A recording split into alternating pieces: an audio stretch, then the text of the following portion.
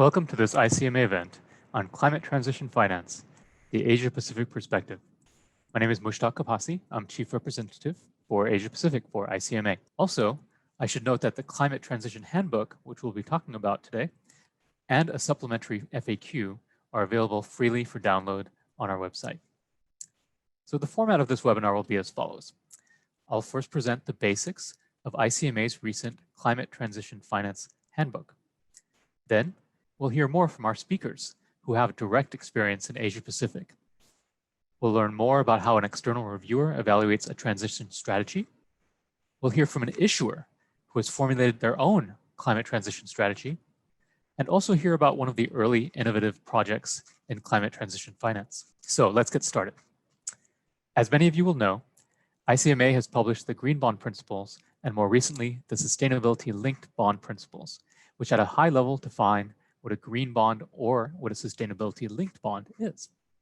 Now, if there is one big overarching point I'd like to convey in this webinar, it is that ICMA's new guidance on transition finance does not create a new asset class or a new kind of bond or a new kind of structure. Rather, this guidance talks about additional disclosure for an issuer on a transition pathway to make that issuer more credible and more investable in the sustainable finance market. So what that means in practice is that this transition guidance can be applied to any sustainable finance product, green bond, sustainability-linked bond, any of these. It's simply extra disclosure for issuers who, on the face of it or because of the sector in which they operate, may not be considered quote-unquote dark green, but have ambitions and a clear strategy to contribute to the climate change goals of the Paris Agreement. I should also mention, while this guidance is published by ICMA, it's the collective effort of the entire Green Bond Principles community, and in particular, 80 investors, underwriters, issuers, and NGOs and service providers in our transition working group. The market does not fully agree on every technical point, and you'll see that this is actually reflected in the guidance, which in some cases allows for room for evolution and further development. Another important point about this guidance is that this ICMA guidance does not explicitly define what transition activities are, though we do reference other helpful standards in this regard. And the speakers today are experts who can share their own perspectives on how to define transition sectors and activities. One final point that is important to note is that this guidance is voluntary, though because it represents the careful consensus of the market, it does have legitimacy and some moral force in the market. And I can say from personal experience, it's likely that this guidance may be influential in official sector policymaking down the road in Asia-Pacific and perhaps around the world. So now let's get into the guidance itself. I'll emphasize again that the purpose of Climate Transition Handbook is to clarify the issuer level disclosures, which are recommended to credibly position the issuance of use of proceeds, such as green bonds instruments, or sustainability linked instruments to finance the transition. There are 4 key elements to these recommendations. First, the issuer's climate transition strategy and governance. Second, business model environmental materiality. Third, climate transition strategy should be science-based, including targets and pathways. And fourth, the transparency around implementation. Now, let's go into these in a bit more detail. Okay, first, so the issuer's climate transition strategy and governance, it should be the financing purpose does not necessarily have to go towards green or social or sustainable investments, but overall it should be for enabling an issuer's climate change strategy. And only when you do that, you can apply the transition label to the instrument. Second is business model environmental materiality. It needs to be relevant to the environmentally material parts of the issuer's business model. And it also has to take into account future scenarios, which may have an impact on that materiality assessment. Next, the strategy has to be science-based and it has to be based on credible pathways towards transition. We'll get into that a little bit later. And fourth, implementation transparency. This means that you can't just define your strategy up front and just leave it there. You need more details about the money that's going to go towards it, how it's going to evolve over the future, and exactly how it's going to be implemented over time, and have some disclosure about that in the future. Okay, so we'll go into each of these 4 pillars just for one slide apiece. Now, with the issuer's climate transition strategy and governance, this is basically talking about how much the issuer's financing program, so their sustainable finance fundraising, how does that relate to the climate change strategy? And the strategy needs to be credible, it needs to be detailed. And it also, I think one important point to make is that it also has to have good governance around it. So it's not just about having a strategy, but it's also having an overall framework for making sure that strategy is implemented and making sure that strategy is well looked after by the company. There also should be a technical review of the issuer strategy, making sure that the targets are aligned with the overall scenario and that the issuer strategy is actually credible to reach these targets. So that's a bit of a technical aspect of the strategy to make sure that it's realistic. The second pillar of this guidance is the business model environmental materiality. And I won't go into this in too much detail. I'll leave that to some of the speakers who have more expertise at evaluating the strategies. But basically, the transition strategy has to be material to the business model of the issuer. So for example, for the energy sector, it's pretty obvious. If your strategy is to reduce greenhouse gas emissions and you are a very large greenhouse gas emitter due to the nature of your business, well, that's certainly material. But it can be a little bit more challenging to look at this with other types of industries and other types of activities. The important thing, though, is that the climate change strategy of the company has to be material to the actual business model of the company. Now, this is one's very important. The strategy has to be science-based target and pathways. Now, ICMA does not necessarily mandate any particular framework for this or any particular kind of methodology for determining what is a science-based pathway, but there are several leading ones in the market, and the guidance does reference those for issuers to use. Also, expert external reviewers and other bankers, investors will be aware of the main technical work that defines different credible pathways for different kinds of investments and different kinds of issuers. And so this guidance from ICMA basically says you have to use one of those. It has to be something that is legitimate, that is understood by the market as being a real, actual pathway towards meeting the goals of the Paris Agreement. And last but not least is implementation transparency. So the way I interpret this is that it's not enough to just talk about what your strategy is, but it's also important over time to show how you're implementing that strategy, how it translates into actual investments, how it translates into actual projects and CapEx, and then to track that over time and over the life of the issuance of the bond that you are issuing as part of sustainable finance and putting the transition label on.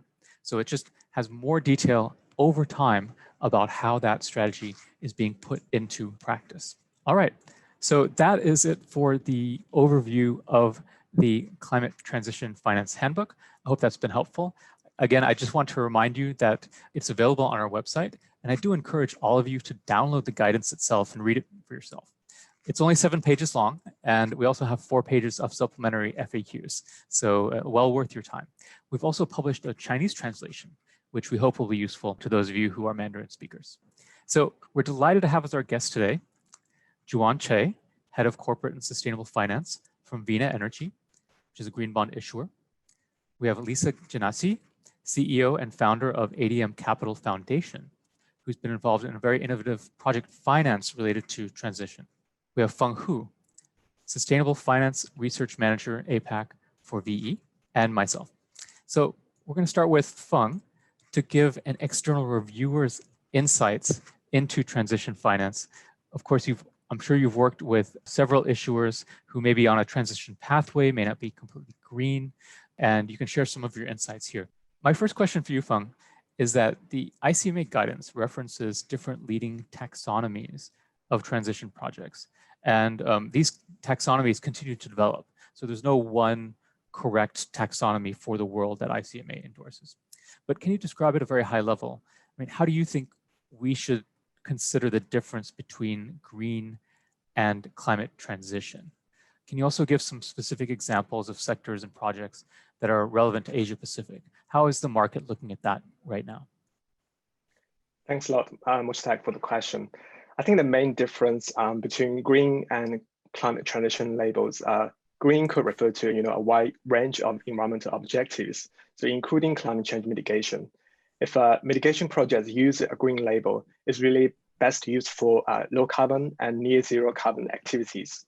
While in comparison, climate transition labels is really reserved for companies outside low carbon business, but who has a long-term decarbonization target and also is making efforts in reducing their greenhouse gas emissions in their business operation. And for a credible and ambitious kind of transition, these long-term targets also should be aligned with the goals of the Paris Agreement. And climate transition finance is really then about recognizing such efforts and redirecting the capital flows, to companies with a credible transition strategy and pathways. If we look at Asia Pacific, maybe good to start with a big picture. So this region currently accounts for 43% of global CO2 emissions. If we don't make any change, this share could increase to 48% by 2030. And if we look at the top 3 contributing sectors in terms of CO2 emissions, there are electricity and heat production, industry, and transport. And the reason are mainly because the region is home to 60% of the world's population. 2 out of 5 live in urban areas, and the number is still increasing. And secondly, 84% of our energy supply for energy production out of industrial processes come from fossil fuels. And coal alone accounts for nearly 48%. So these top 3 sectors account for 88% by IPAC's total CO2 emission. They should be also the target sectors that climate transition finance should target. I think a lot of efforts are needed to decarbonize our energy supply systems. And Asia is already a big contributor globally in adding new renewable energy capacity. I think Juan will share more of their kind of experiences. And the region is also expected to drive 60% of global energy demand increase between now and 2040. So there's lots of opportunities in investing energy efficient infrastructure and systems. I think additionally, there's all the infrastructure underpinning the trade across the regions, from ports, airports, to kind of ships, will all require investment to upgrade, decarbonize, and also to build resilience given the rising physical risk across the region. Thanks. Okay, thank you very much, Feng. That's a very comprehensive and high-level answer. So thank you for that good introduction. Well, let me dig a little bit deeper. So you speak about the energy sector, which is obviously carbon. Fossil fuels are a big part of Asian energy production that obviously has to change significantly and quickly if we're to meet the goals of the Paris Agreement and the promises, the commitments of Asian countries. So the energy sector is quite obvious there, and we've certainly seen a lot of interest from the energy sector in transition. What about other sectors, though? The guidance handbook talks about materiality to business strategy. And so how do you think about transition with other sectors that are, I would say, prominent in Asia? And which sectors, which kinds of activities do you think also potentially fall into this world of transition and for which there are opportunities to be part of the decarbonization pathway?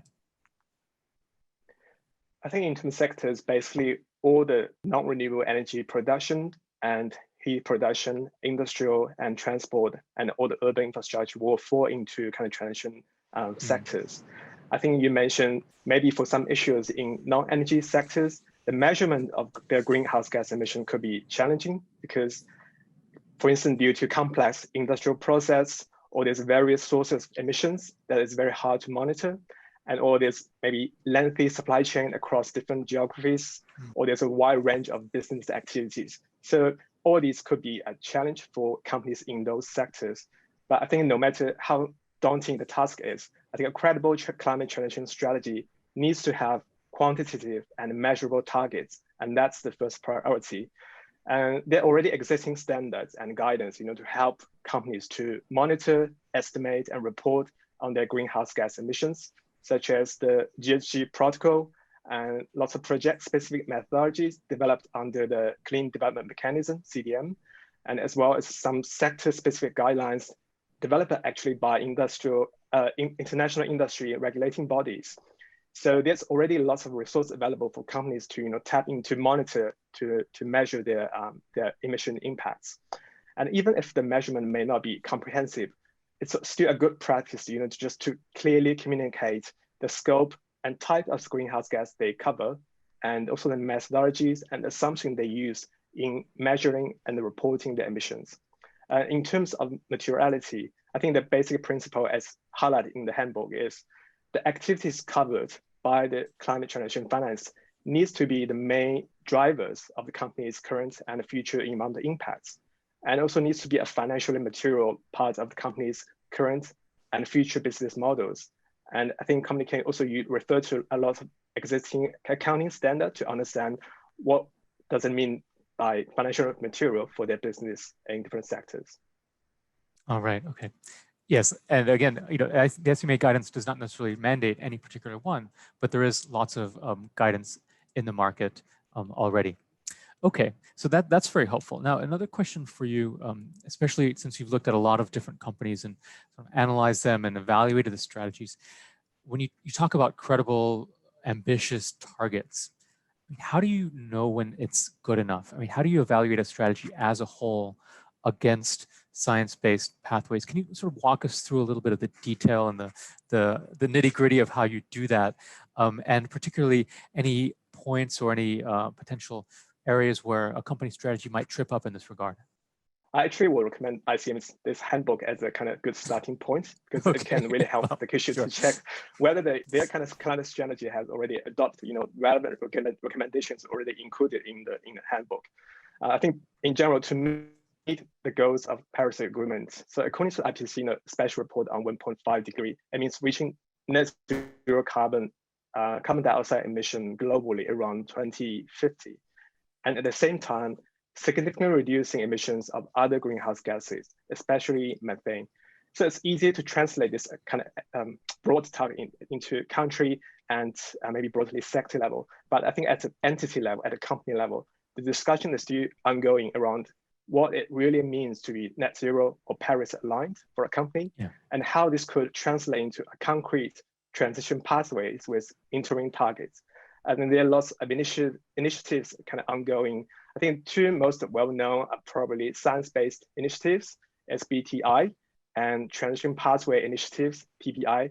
And these are two initiatives that has been providing sector-specific guidance and also company-level assessment. So SBTI has guidance for 9 sectors in different stages of development, and PPI currently covers about 16 sectors and 373 companies, I believe. I think secondly, there's actually lots of sector-specific targets provided by relevant regulatory bodies. So for instance, in shipping sector, for telecommunications, and for aviation, there's already existing sector guidance helping the companies to their greenhouse gas emissions and set pathways that will be aligned with the Paris Agreement goals. And thirdly, if relevant, the issue could also look into technical criteria set in the EU taxonomy and climate bond initiative sector criteria, which are supposed to be regularly updated. And in addition, if the company is operating solely in the country and the country's national commitments in its national development contributions are actually aligned with the Paris Agreement, then these national targets could potentially also be used as a benchmarks. But unfortunately, according to non-profit initiative studies, none of the APAC countries currently is aligned with the 1.5 degree scenarios. There are 2 countries currently compatible with 2-degree scenario, which are India and the Philippines. So I think it definitely is a challenge for issuers to define a credible kind of target, but there's already existing resources they can use to as a benchmark or as a reference. Okay, thank you. Very good. And actually, I have 2 quick points to make on what you said, both important. One of them, I'm going to go out on a limb here and try to be diplomatic, but one question we do get is about the 1.5 or 2 degree question, right? So I think some in the market will say that a corporate strategy cannot be entirely credible unless it's going to be in conformity with reducing climate change by 2 degrees Celsius below pre-industrial levels, right, under the Paris Agreement. Some, though, will say, well, 1.5 is still very good at this point, and we should respect that and encourage that. The fact of the matter is that there's no entire uniform consensus in the market. And the ICMA guidance currently reflects this. So I think it is clear we do not go so far to say to mandate 2 degrees reduction in terms of your pathways. But we do also recognize that the more climate change reduction it is, the more serious the pathway is, the more credibility an issuer will have in the market. So we acknowledge both those points. First, that 2 degrees is not absolutely required, but the farther you get past 1.5, the better it is going to be for you as an issuer in the market. So that's one point that's reflected in the guidance. We're happy to hear everyone's feedback on that as well. Again, this is a living document. And the second point you mentioned, I think, which is very important and one that I didn't mention in my presentation, which is benchmarking. So one thing that's the guidelines do recommend and that investors find very important for obvious reasons is that an issuer strategy has to be benchmarkable, usually against its own sector, but perhaps against some sort of worldwide standard or national standard. Basically, you have to be able to compare it. You have to be able to compare the metrics to other peers and other standards and other pathways in the market so that you can actually evaluate how serious the issuer is about this. So that's another very important point about the guidance. Okay, well, thank you very much, Feng. We'll get back to you, but for now, I want to move on to Juan. Juan Che is Head of Corporate and Sustainable Finance at Vina Energy, which is not only a renewable energy developer, but also a green bond issuer. So welcome, Juan. Hello, thank you for having me at the discussion. No, thank you very much. So we're really looking forward to hearing about your experience because you're an Asia Pacific developer, you're involved in renewables, you're involved in transition finance, and you've also actually gone through the process of issuing a green bond, which required you to put together a sustainability strategy to back that up. So can you tell us a little bit about that?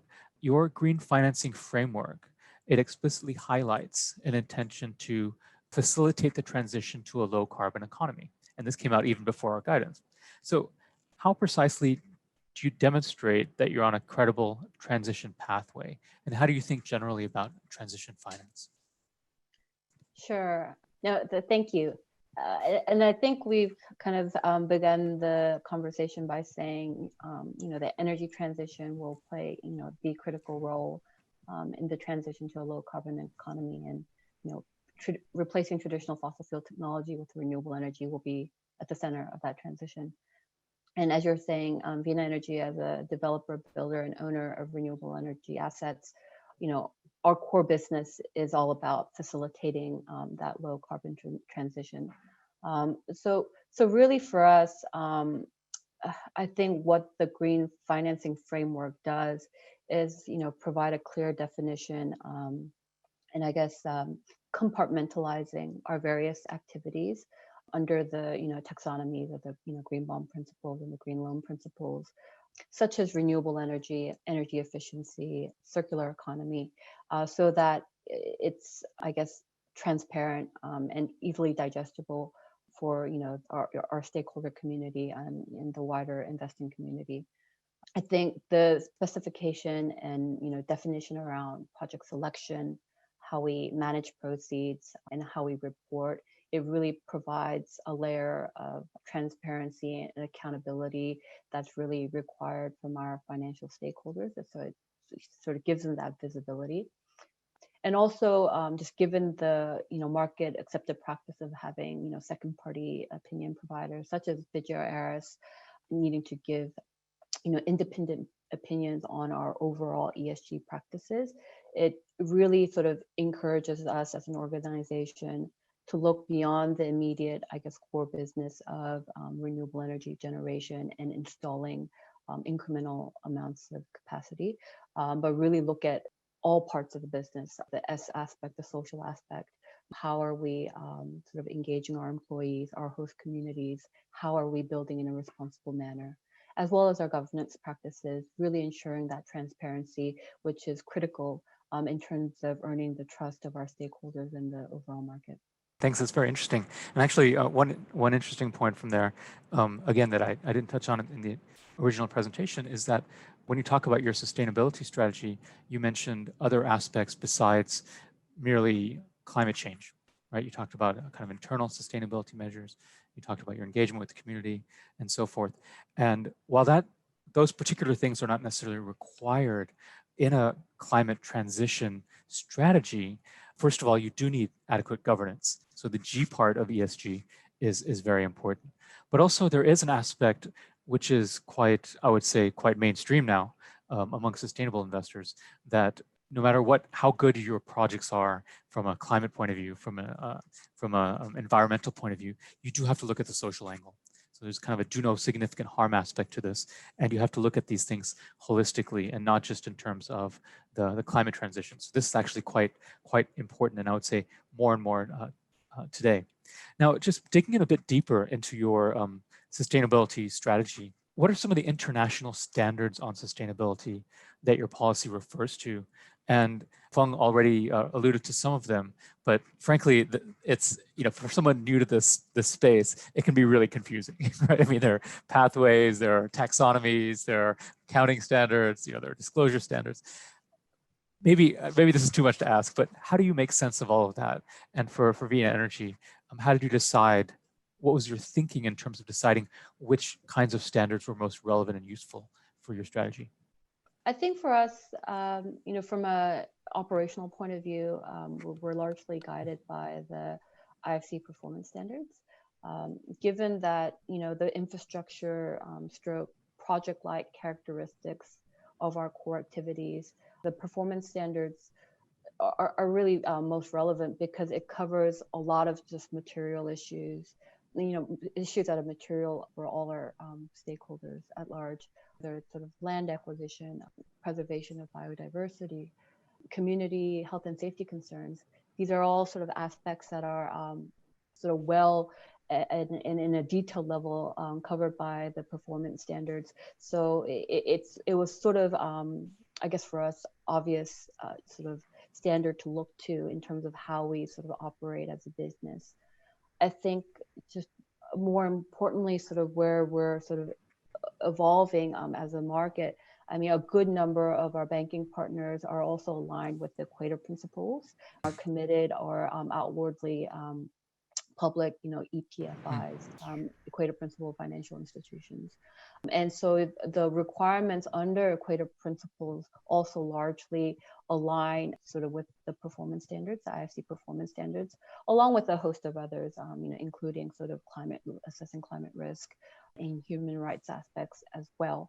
But it is largely guided by, the IFC performance standards. And so for us to be able to effectively build our projects, finance our projects, we need to sort of satisfy also the requirements of our banking partners. And so I think the performance standards, it feels like it's becoming increasingly more a requirement rather than us now adopting a particular standard voluntarily. I think there's been an incredible evolution probably in the past 10 years. And now more and more, it's becoming, I think, a lot more important to be aligned with the performance standards and aligned with the interests of our wider stakeholders.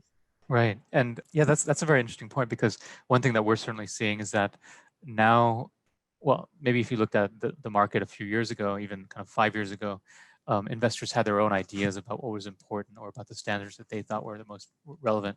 But what we're seeing increasingly is that investors are going to be under their own requirements, sometimes regulatory requirements or the requirements of the asset owners, right? And so they, in some ways, may have their own standards and their own requirements to adhere to, as will the banks. So I think in that way, in some ways, it makes the issuer's job a little bit easier, because you're going to just have to conform and listen to your end investors rather than have to make that decision yourself. But it can be more complicated depending on how the official sector policy turns out.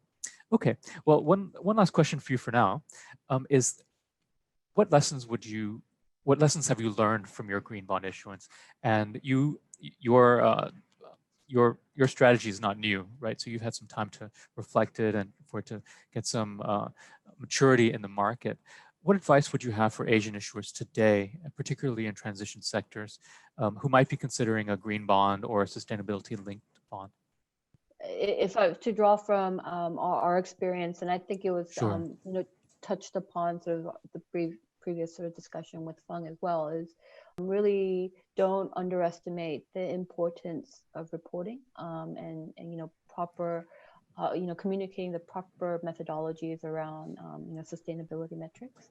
It's becoming very clear and apparent that it's a very important component for investors as it exactly quantifies their commitments to sustainability efforts, and is often sort of an internal target or threshold that these investors need to meet. And so the accuracy and the transparency around these metrics, I think it's very important. So one should take it as a serious exercise in being able to sort of pull those data points correctly and accurately.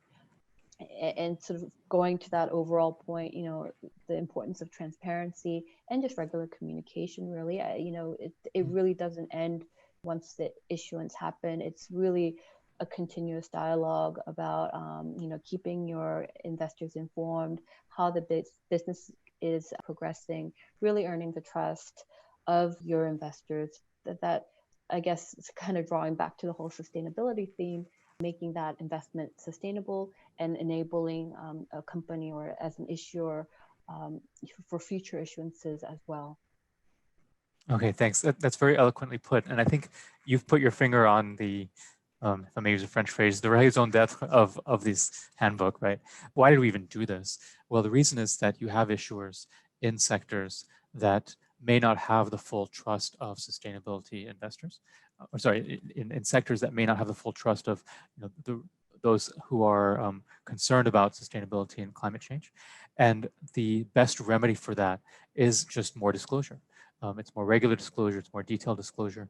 And so again, I'll say the point again, the purpose of this handbook is just to give a framework for additional disclosure for those kinds of issuers and companies who may not be perceived as immediately green or immediately climate friendly.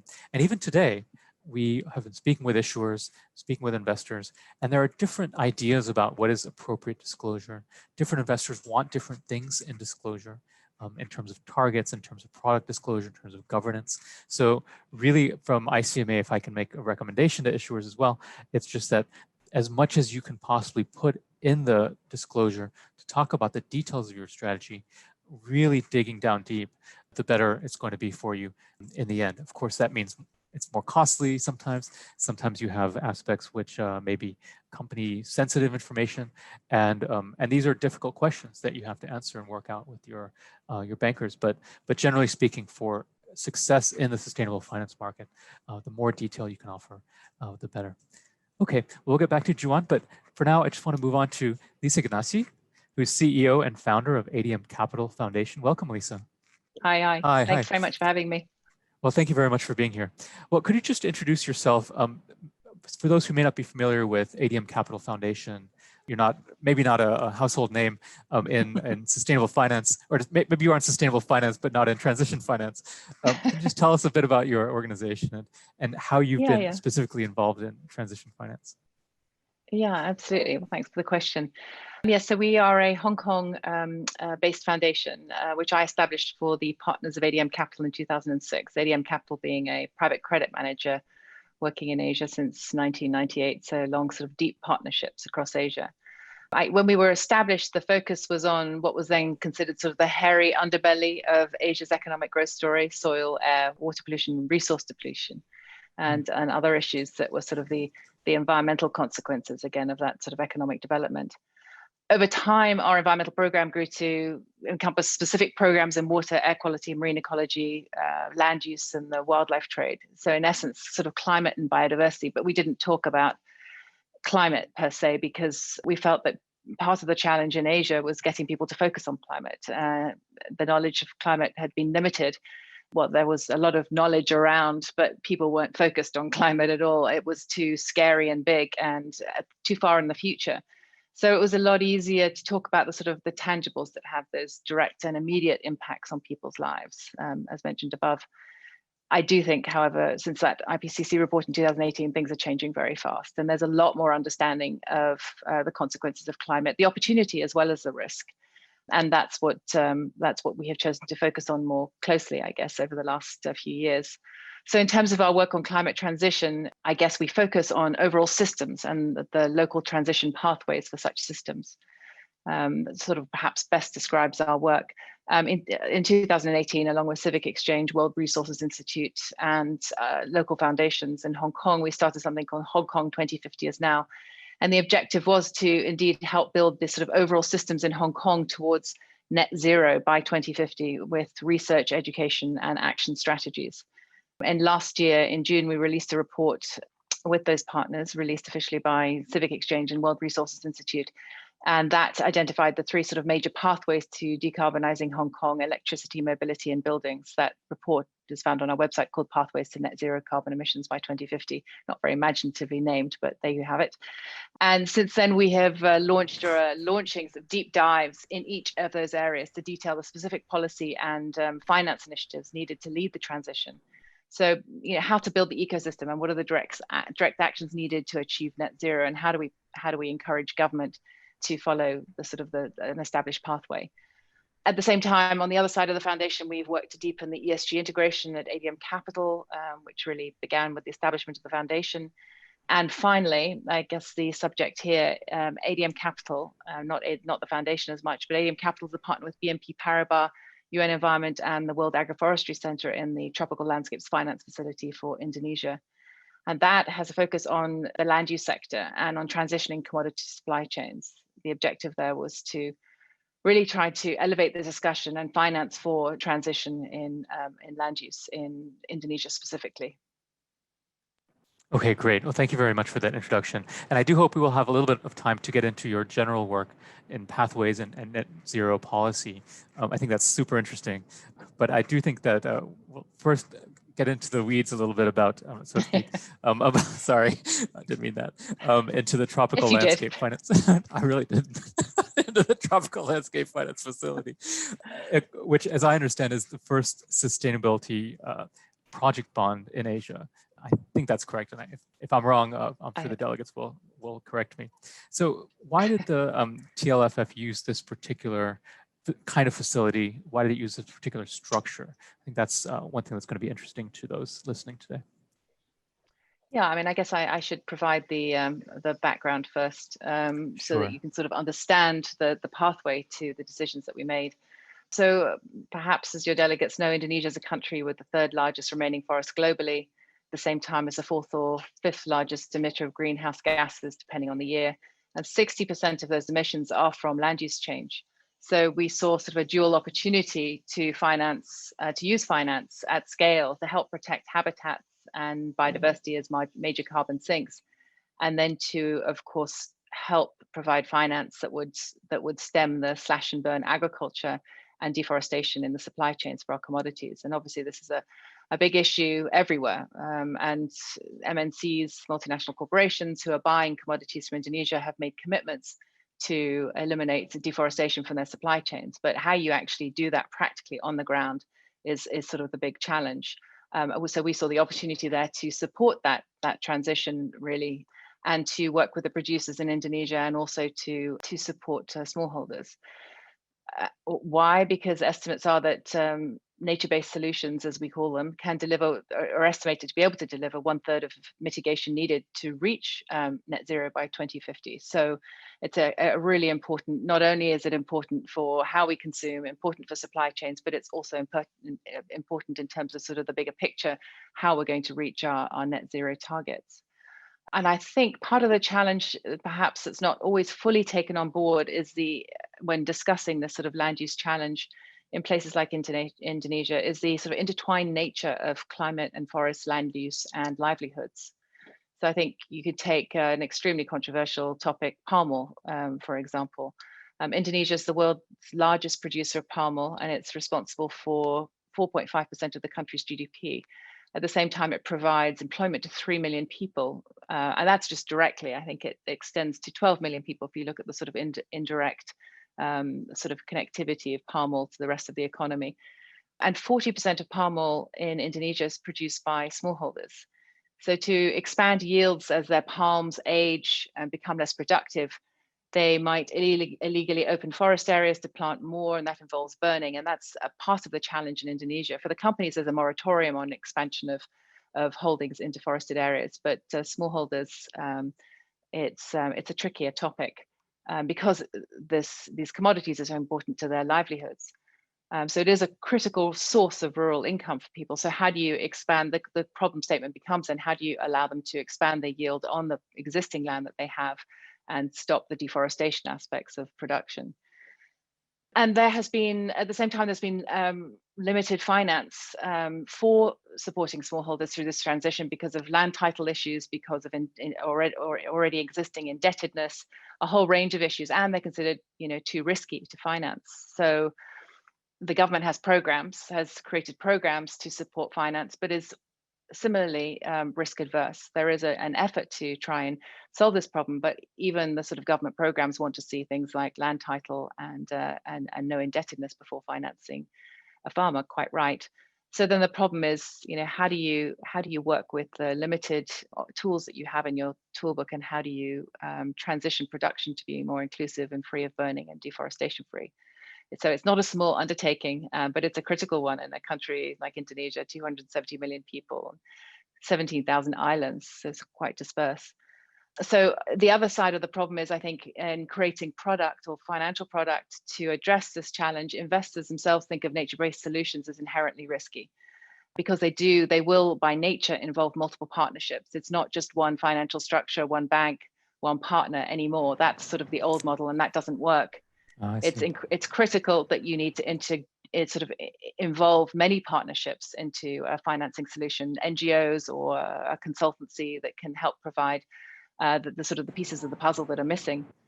So creating these unusual business models, that's an important part of the transition for our commodity supply chains. So then mobilization of capital at scale for this purpose was the objective of TLFF1 in 2018. And that was a sustainability bond, of course, for a natural rubber company with concessions across 90,000 hectares of largely degraded land in two provinces in Indonesia. And it sits adjacent to 143,000 hectare national park. Vigeo Eiris also provided a second party opinion that it was a sustainability bond alignment with the green bond principles, social bond principles, the voluntary guidelines. And the project has as its core sort of integration of community, livelihood objectives, forest protection, regeneration objectives, and hence the sustainability label. The company itself was formed in 2015 in partnership with WWF at that time, which worked with the operations team over a year to identify planting and protection areas based on an HCV HCS assessment.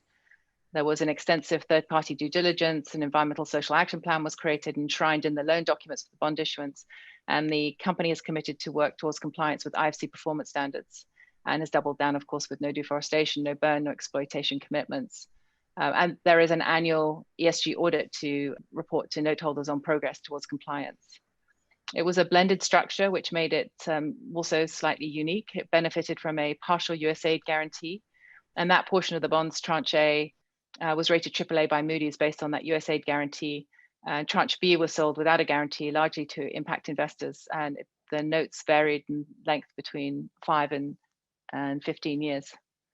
So BNP arranged and sold the bond, and ADM Capital is the facility manager for that.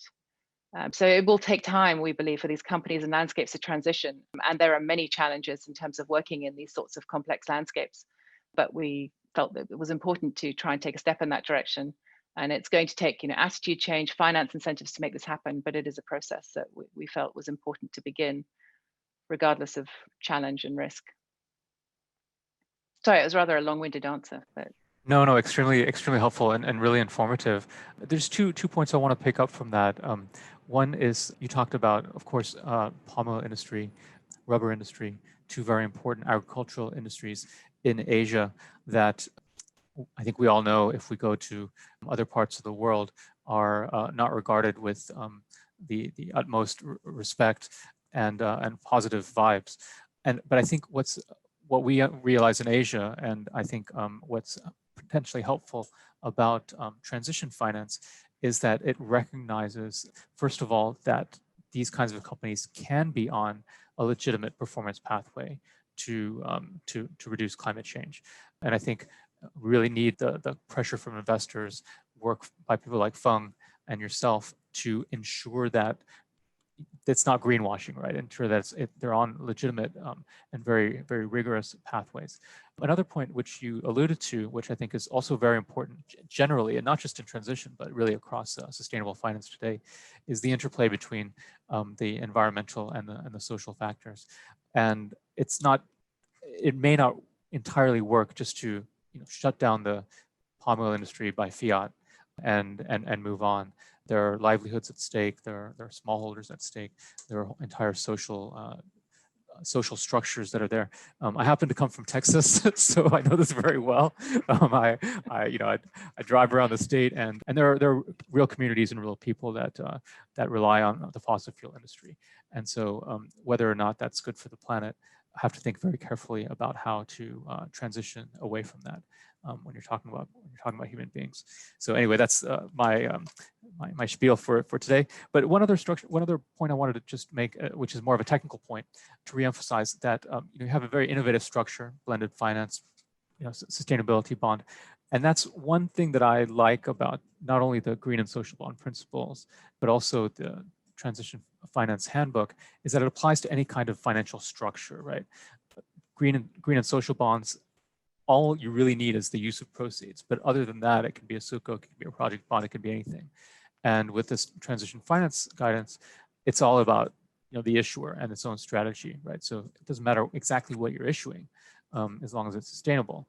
But it can be you can have the financial engineering underneath that, and you have lots of flexibility there.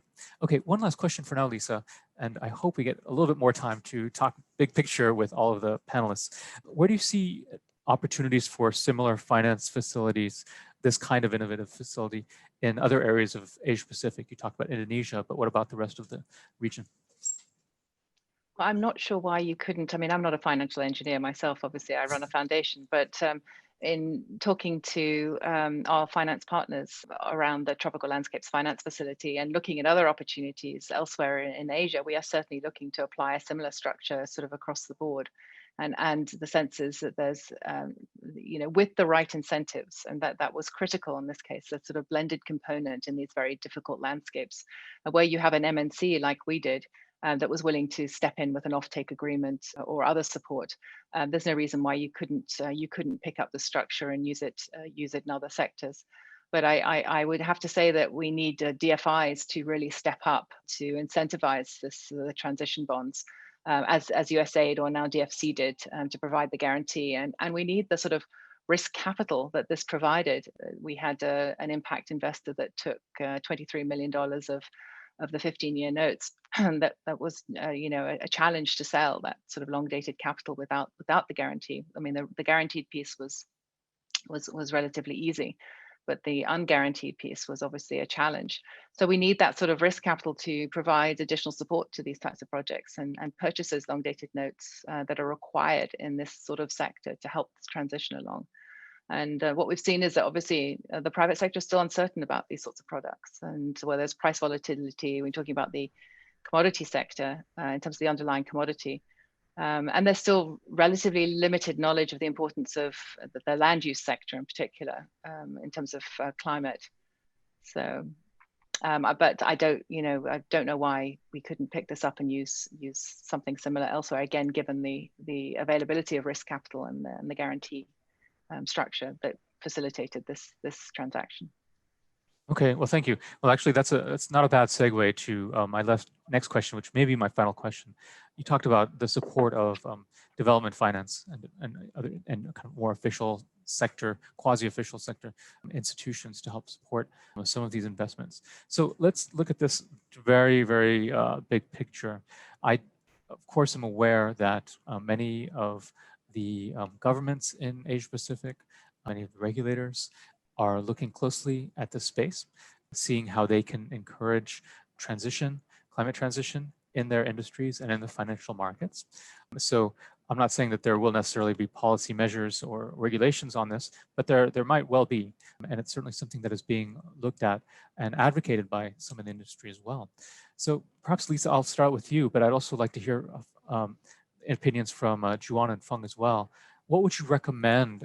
What do you think are the best measures or the most efficient measures or no measures to be taken by the official sector and authorities in helping to encourage transition finance? Yeah, I'll be brief because I want to give others a chance. But I mean, there are many. Obviously, we've looked at these through our own research. I mean, of course, incentivize sustainable finance. So there's that urgent and unique opportunity to ensure that new investment in infrastructure, for example, supports the climate agenda. Governments could reconsider their support for investments in greenhouse gas intensive activities and mainstream climate objectives into, for example, public procurement and official development assistance when you're in Europe, of course. Taxation, make sure subsidies and tax expenditures don't favor the production and use of fossil fuels. Other incentives, low carbon innovation, encouraging low carbon innovation sort of on a large scale in our cities. So just clear and credible signals and commitments to ambitious sort of core climate policy. And decarbonizing our electricity supplies, of course, and that was mentioned by John as critical. Of course it is. That's sort of the leading action that governments can take in order to move us to net zero. And then, of course, the climate policies broadly and the need to promote incentives for sustainable land use. Okay, great. Thank you, Lisa. I'll move over to Juan, if you don't mind. Just from your perspective as a renewable energy developer, what would help you from a policy perspective to increase your efforts to encourage climate transition finance? I think, just speaking again from our personal experience on the financing side, I think just going back to the sort of, I guess, the importance of transparency and reporting, I think there's just, I think perhaps more recently, just, I guess, a slew of guidelines and frameworks, different reference points that can, I think, perhaps often be distracting or can be confusing. And I think and it's really helpful. And you know, we're Singapore based, and I feel it's sort of the financial sort of you know, regulators, the MAS and the SGX really tries to take a proactive step in doing this, is sort of helping issuers in terms of sort of how to report, what to report, providing education, sort of guiding in terms of what the market expectation is and what they expect from companies. I think the official sector acting as that sort of mediator or sort of translator in the middle really helps when there's just a lot of noise in the market, just kind of condensing and a bit of guidance, a bit of a roadmap. Demystifying a little bit, because sometimes it's just, I think sometimes simple concepts can be overly made complex, and just really simplifying it for folks just to make it digestible. I think it's really important. I guess for, you know, Vina Energy being a, you know, a renewable energy company, it is quite straightforward, and it may not be so straightforward for other sectors, consumer sectors, production, and so if there can be a little bit more, I guess, clear guidance, I think it would help, I think, companies and issuers tremendously. Okay, wonderful. Thank you all very much to all the speakers. That's all the time we have for today's webinar. I've really enjoyed it. Hope you've learned something as well. So thank you very much for joining this virtual event. Please stay safe and hope to see you soon.